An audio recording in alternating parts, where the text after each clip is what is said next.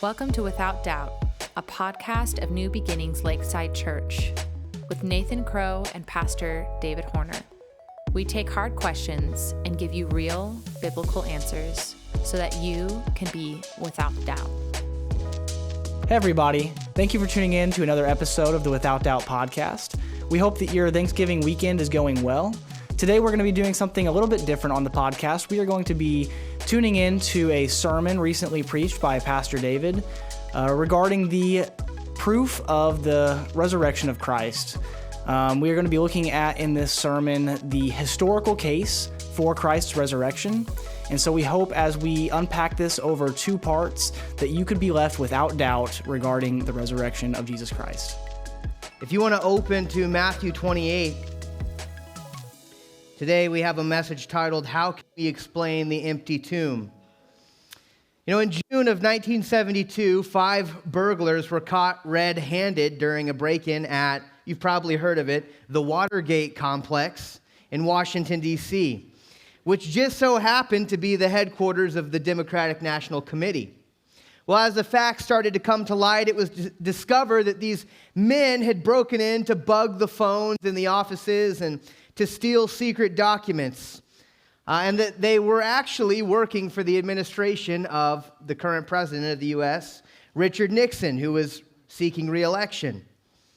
Well, the Nixon administration tried to engage in what you could call maybe a cover-up of the scandal. It paid money to the burglars to keep quiet. It even instructed the CIA to impede the FBI's investigation.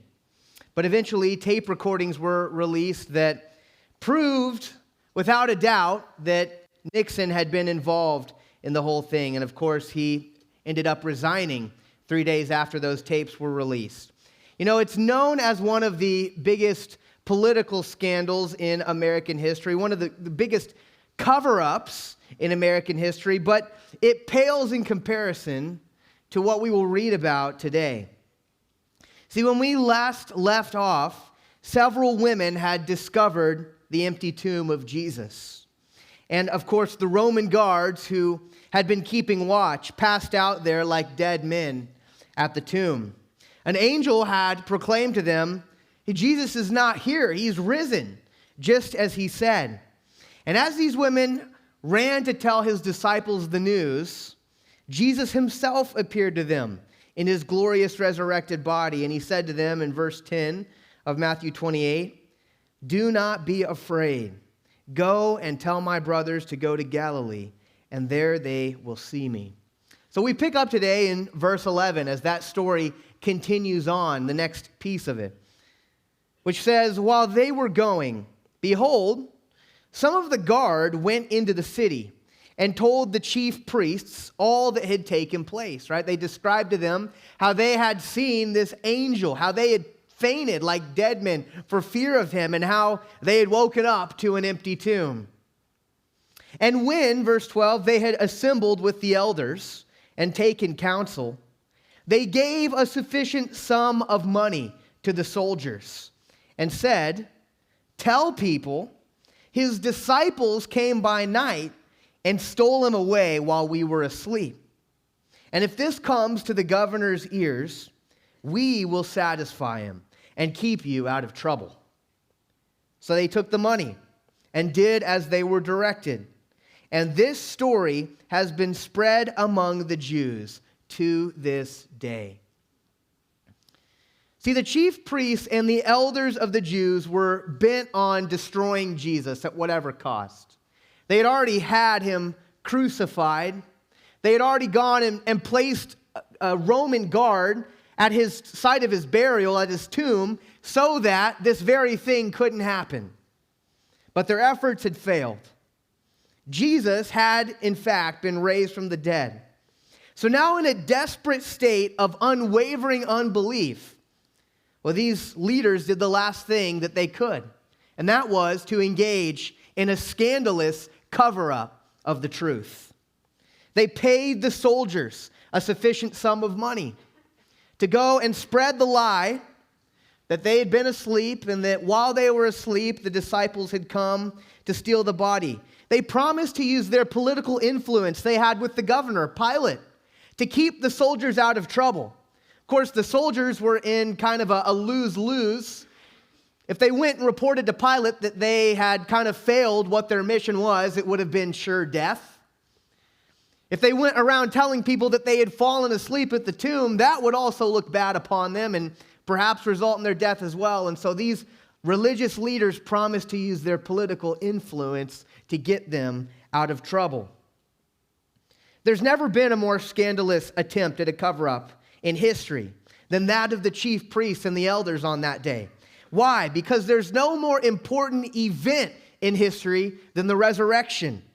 As we said last week, if the resurrection of Jesus is true, then it proves that Jesus Christ is who he said he was, and that he's the ultimate judge over all of mankind, to whom all of us must answer. It proves that heaven and hell are realities, and that what you believe about Jesus, whether or not you place your faith in him, determines where you spend your eternity. See, if the resurrection is true, then to deny it would be a sort of spiritual suicide. And to cause other people to deny it would be a great evil, to prevent them from coming to faith in the only way of salvation. So the question I want to ask this morning is, how can we best explain the facts surrounding the empty tomb?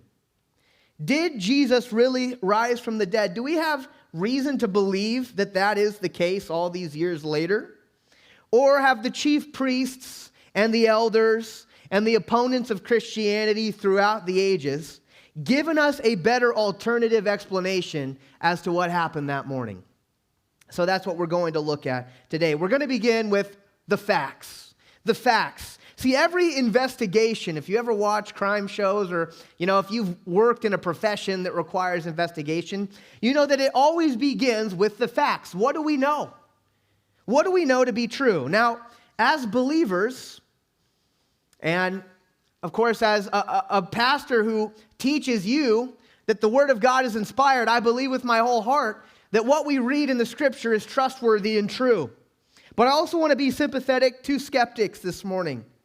And so I want to mention 4 facts that are agreed upon not only by Christian scholars and historians, but also by the vast majority of skeptic scholars and historians as well. 4 facts that everybody agrees upon surrounding the life of Jesus Christ. First, that Jesus of Nazareth was executed by crucifixion and buried in Joseph's tomb. Jesus of Nazareth was executed by crucifixion and buried in Joseph's tomb. In the 1970s, a group of scholars formed something called the Jesus Seminar. What they were trying to do was reconstruct, quote unquote, the historical Jesus. Now, nearly every scholar involved in this was not a believer. They didn't believe in the inspiration or the authority of the Bible. They rejected the deity and the resurrection of Jesus Christ. And yet, this panel of liberal and unbelieving scholars says that the crucifixion of Jesus Christ is, quote, one indisputable fact. John A.T. Robinson of Cambridge University says that the burial of Jesus is one of the, quote, earliest and best attested facts about Jesus. Why is this significant? Because it means that A, Jesus really died, and B, that the location of his dead body was known when it was buried. It was known where his dead body was put. This is not a disputed fact of history. People who try to say, the Bible it's not a reliable historical record. We can't know anything. We don't know if Jesus even existed. Well, they would be at odds with the vast majority of scholars and historians. Secondly, Jesus' tomb was found empty 3 days later. This is another fact. D.H. Van Dalen says, it is extremely difficult to object to the empty tomb on historical grounds. Those who deny it do so on the basis of theological or philosophical assumptions. In other words, the only reason you would have to object to the empty tomb is if you come to the evidence with the presupposition in your mind that miracles cannot happen, and therefore that causes you to reject it on the basis of a theological or philosophical assumption. See, at the time that Matthew wrote his gospel, the popular story among the Jews, as we saw in our passage this morning, was that the disciples had stolen the body. What does that mean? It means that even the enemies of Jesus acknowledged that the body was not in the tomb. Their attack on Christianity was not, look, here it is. Here's the body.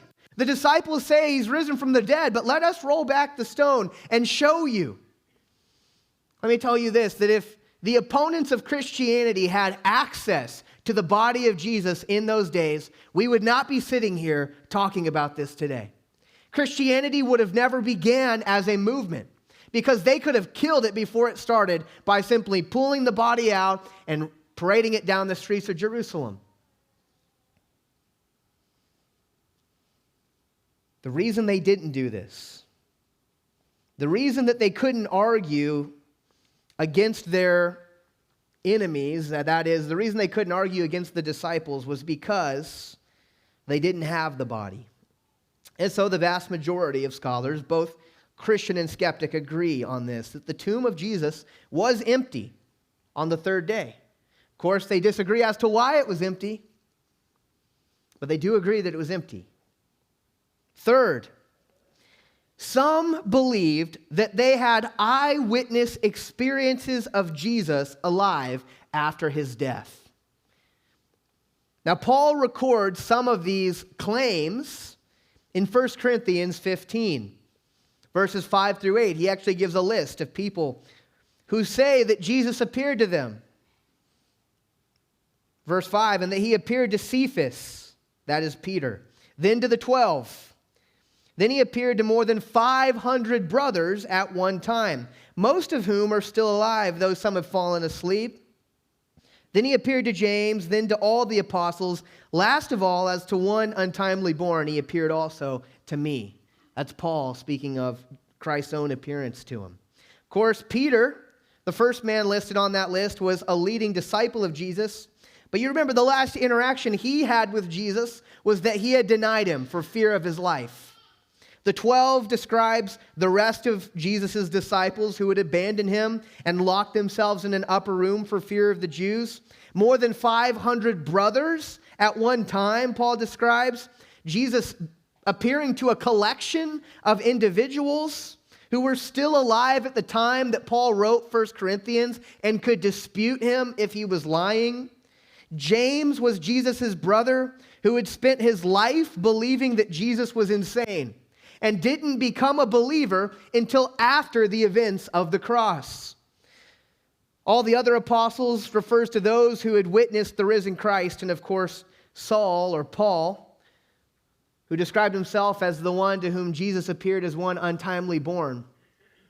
He was one of Christianity's greatest opponents, persecuting, killing, arresting many Christians before he had a life-transforming experience. Now, what I want you to notice is that the list of eyewitness doesn't just include individuals, but also groups. It doesn't just include friends of Jesus, but also enemies of Jesus. So there's a diversity of people who claimed that Jesus appeared to them. That's why Gerd Ludemann, the atheist scholar, says this, quote, "It may be taken as historically certain that Peter and the disciples had experiences after Jesus' death in which Jesus appeared to them as the risen Christ." This is an atheist approaching the documents of the New Testament from a purely historical standpoint, conceding that these people believed that Jesus appeared to them alive. The fourth and final fact that we will discuss: the early testimony of Christians was belief in a resurrected Jesus. The early testimony of Christians. Now, back there in 1 Corinthians 15, which we just read a chunk of it, Before the list of the eyewitness experiences, Paul describes the gospel message as has been delivered to him. Here's what he says in 1 Corinthians 15, 3 through 5. For I delivered to you as of first importance what I also received. Now make note of those words, what I also received. And this is what Paul had received. That Christ died for our sins in accordance with the Scriptures, that he was buried, that he was raised on the third day in accordance with the Scriptures, and that he appeared to Cephas, then to the 12, and then, of course, he goes on to list the rest of the eyewitnesses that we just discussed. Now, what I want to point out is that Paul is explaining the essential doctrines of Christianity. And he's explaining them in the form of a creed or a tradition, something that's been arranged for easy memorization, something that is repeated, that is doctrinally spread amongst a group of people that they can easily memorize. And the reason that scholars know this is because the wording that Paul uses is it's foreign to Paul's usual terms that he uses. This is a creed that he's repeating that early Christians held on to. And notice that Paul says he received it. That means he got it from somewhere else. Well, if Paul received it, that means it was in existence before Paul wrote about it in 1 Corinthians, right? When would Paul have received this tradition, this creed? Well, many scholars believe he would have received it either at the time of his conversion or at the latest during his first visit to the apostles in Jerusalem that he records in Galatians chapter 1. This would have been 5 to 7 years after the death of Jesus. That would put us somewhere between the years 35 and 40 AD. Of course, it needed time before Paul received it to be arranged into a creed. Creeds don't just happen overnight, right? It's something that gets developed over time. What are the essential doctrines? Okay, let's formulate this into something we can memorize and pass on to other people. And so since it needed time to formulate before Paul received it, scholars believe it must have originated within 3 years after the crucifixion of Jesus, maybe even within months of the crucifixion. Again, Jared Ludeman, the atheist scholar, says this: the elements in the tradition are to be dated to the first 2 years after the crucifixion of Jesus, not later than 3 years. The formation of the appearance traditions mentioned in 1 Corinthians 15 falls into the time between 30 and 33 CE. That's an atheist scholar saying that what Paul is passing on, those essential elements that Christ died, was buried, and rose from the dead, that's what Christians believed as early as 30 to 33 CE, or we might use the term AD. Another professor, James Dunn, who's a professor at Durham, says this tradition, we can be entirely confident, was formulated as tradition within months of Jesus' death. Now, why do I go to such a great length to explain this? Because legends, which many people try to say that that's what everything about Jesus is, right? He was a good teacher, and then over time, his followers, they begin developing these legends about him. And they began attributing things like the resurrection of the dead and miracles. And all of this got attached to a real historical guy that never really did any of these things. Well, here's the problem with that legends take years, hundreds of years to develop. They don't happen within a few years of the events of history. When a historical event takes place, a legend about it doesn't arrive a few years later. It arises generations later. And you can look through all of documented history to see that that is true. Why? Because people who were eyewitnesses to the events, whenever the events are so close in proximity, are able to refute legendary notions. See, the early church, without doubt, believed and was founded upon the idea that Jesus Christ was raised from the dead. Now, whether or not a scholar or whoever believes that Jesus really did raise from the dead, you have to explain where that belief came from so early on. And that's why, now that we've looked at these 4 facts agreed upon by the vast majority of scholars, both Christian and skeptic, conservative and liberal, we need an explanation that can account for all of these facts. We just explored the 4 facts agreed upon by the majority of both Christian and non-Christian scholars. Next week, we're going to be digging deeper into the explanation to those 4 facts, so we hope you can join us as we unpack the historical case for the resurrection of Christ.